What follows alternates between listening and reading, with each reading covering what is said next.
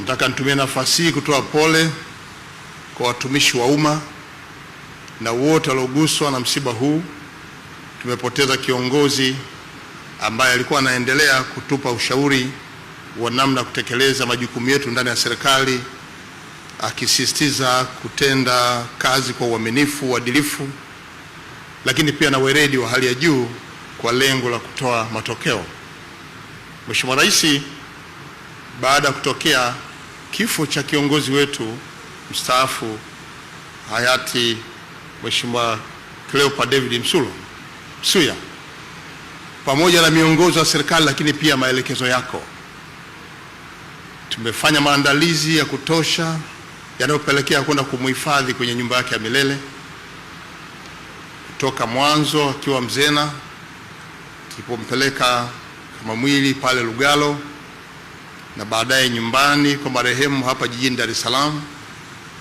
Maandalizi yameendelea na yako kwenye maandalizi mazuri pale Mwanga, lakini kule Usangi maandalizi yote yapo, na kule Usangi tumepeleka timu ya mawaziri na makatibu wakuu na watendaji wengine serikalini. Nataka nikuhakikishie maelekezo yako yote yameendelea kutekelezwa na hali ni mzuri ya kwenda kumfikisha kwenye nyumba yake ya milele.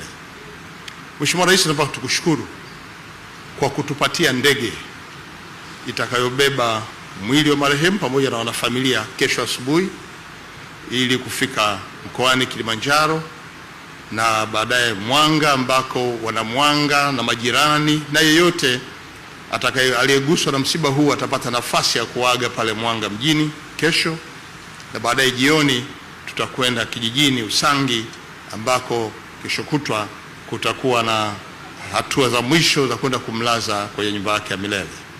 Mheshimiwa Rais, kwa nafasi ndogo niliyopewa ya kutoa salamu, tunakushukuru kwa maelekezo yako kwa ujumla, na nikuhakikishie kwamba safari hii ya mzee wetu tunaendelea kuiratibu vizuri.